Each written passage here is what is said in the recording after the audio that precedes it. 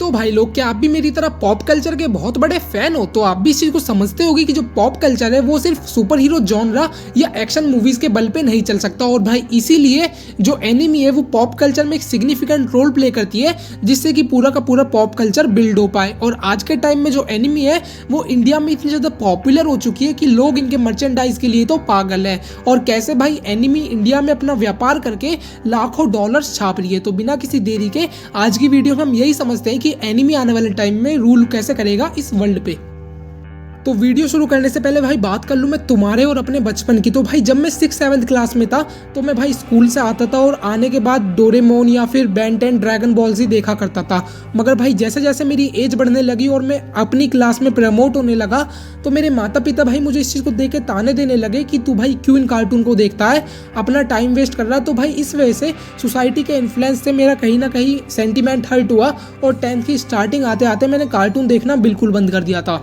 मगर जैसे भाई मेरे 11th के फाइनल खत्म होते हैं तो मेरा एक टर्निंग पॉइंट बन जाता है एनिमी के टुवर्ड्स, क्योंकि इस टाइम पे मेरा एक दोस्त था जिसका नाम था हेमंत और उसने मुझे एक एनिमी रिकमेंड करी थी जिसका नाम था डेथ नोट। और भाई मैंने उसे जैसे तैसे टेलीग्राम टॉरेंट पर से डाउनलोड करा था उस टाइम। और उसे देखने के बाद मेरे को पता चला कि एक स्टोरी टेलिंग और कैरेक्टर बिल्डअप जैसी चीज़ भी एग्जिस्ट करती है जो भाई मूवीज़ के कंपेयर में कई गुना बेहतर थी उस एनिमी में। और इस वजह से भाई मैं एनिमी की तरफ कई बार इन्फ्लुएंस होने लगा।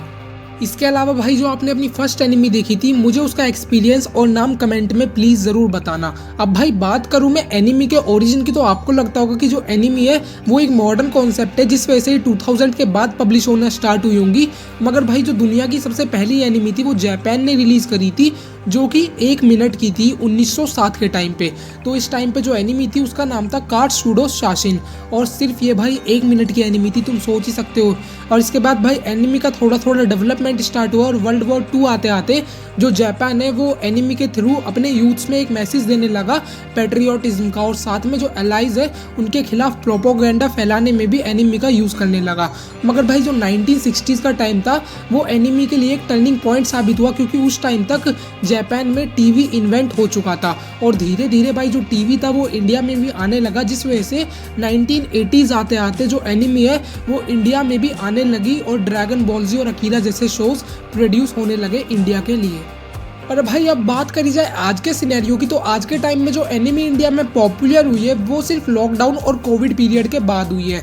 और इस वजह से भाई जो एनिमी है उसकी डिमांड कई गुना बढ़ गई है। अब इसके पीछे के अगर रीजंस की बात करी जाए तो नंबर 1 रीजन निकल के आता है एनिमी की वाइड वेराइटीज़ का। तो आज के टाइम पे जो एनिमी है वो आपको हर कैटेगरीज में देखने को मिलेगी, such as action, adventure, adult, romance, comedy, science fiction. जिस वजह से भाई जो व्यूअर्स है वो इनसे ज़्यादा कनेक्ट हो पाते हैं, क्योंकि उन्हें हर तरीके का मसाला एनिमी प्रोवाइड करवा देती है।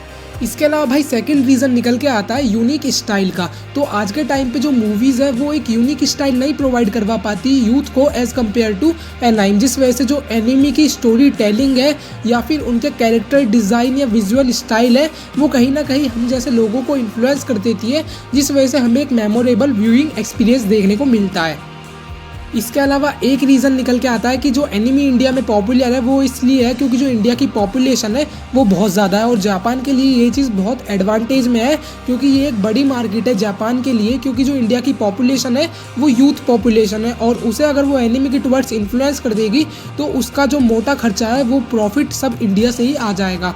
और इसी वजह से जो एनिमी है उनकी पॉपुलैरिटी बढ़ने के कारण लोग इनकी मर्चेंडाइज मांगा को भी प्रेफर कर रहे हैं। और साथ ही में एक पॉइंट निकल के आता है भाई कि OTT। तो आज के टाइम पे जो मॉडर्न एरा है तो नेटफ्लिक्स और क्रंची रोल जैसे प्लेटफॉर्म एग्जिस्ट कर रहे हैं, जिस वजह से जो व्यूअर्स हैं वो घर पर ही एनिमी को फ्री में देख लेते हैं। और साथ ही में इनकी वजह से कई जो OTT प्लेटफॉर्म है वो फाइनेंशियल इन्वेस्टमेंट भी करते हैं एनिमी को प्रोड्यूस करने में। इसके अलावा भाई क्या आपको ये एनिमी के फन फैक्ट पता थे कि जो डीमन स्लेयर है वो कोविड के टाइम पे सबसे ज़्यादा कमाने वाली मूवी बनी है एनिमी में। और साथ ही में जो जैपनीज़ है वो पहली बार अपनी मूवी इंडिया में थिएटर में रिलीज़ करती है जिसका नाम होता है जुजुत्सु काइसन ओ। तो भाई आपने ये मूवी ज़रूर देखी होगी एनिमी की। और साथ ही में आज के टाइम में जो जैपनीज़ है वो कई सारी एनिमी को हिंदी में भी डब कर रहा है, क्योंकि उसे पता है कि जो इंडिया की मार्केट है उसमें कई गुना ज़्यादा पोटेंशियल है उसके प्रॉफिट के लिए। इस वजह से भाई वो वन पंच मैन, डीमन स्लेयर और रैंकिंग ऑफ द किंग्स जैसी एनिमी को हिंदी में डब करके इंडिया में प्रोड्यूस कर रहा है। मगर भाई इस चीज़ के अलावा एनिमी के कई सारी डिसएडवांटेजेस है। सबसे पहली डिसएडवांटेज तो यही निकल के आती है कि जो एनिमी है वो सिर्फ जापान की लैंग्वेज में ही प्रोड्यूस होती है और भाई हमें कुछ खास एनिमी इंग्लिश में देखने को मिलती है। इसके अलावा इनका जो कंटेंट होता है वो कई बार मैच्योर हो जाता है और साथ में ये कैरेक्टर को एक सेक्सुअल ऑब्जेक्ट की तरह ग्लोरीफाई कर देते हैं और भाई इनका एडिक्शन भी टीनेजर्स में बहुत ही गंदा लगा हुआ है। तो भाई मैं एंड में अपना यही कंक्लूजन दूंगा कि आप एनिमी तो देखो मगर एक लिमिट के अंदर, और कोई एनिमी देखनी है तो प्रीफर करो कि वो शॉर्ट हो, क्योंकि इससे आपका जो टाइम है वो सेव होगा। क्योंकि एनिमे आपको कई सारे सीजन्स और एपिसोड्स की मिल जाएगी, मगर आप जितनी शॉर्ट प्रीफर करोगे उतना ही आपके लिए बढ़िया होगा। बाय द वे, अगर आपने वीडियो यहाँ तक देख ली है तो, और अगर आपको वीडियो इन्फॉर्मेटिव लगी तो वीडियो को लाइक करो और चैनल को सब्सक्राइब मारे बिना मत जाना। और मुझे भाई कमेंट में ज़रूर बताना कि तुम्हारी फेवरेट एनिमी कौन सी है। और भाई मिलते हैं नेक्स्ट वीडियो में, तब तक के लिए देखते रहिए कॉमिकस पेनिशिया।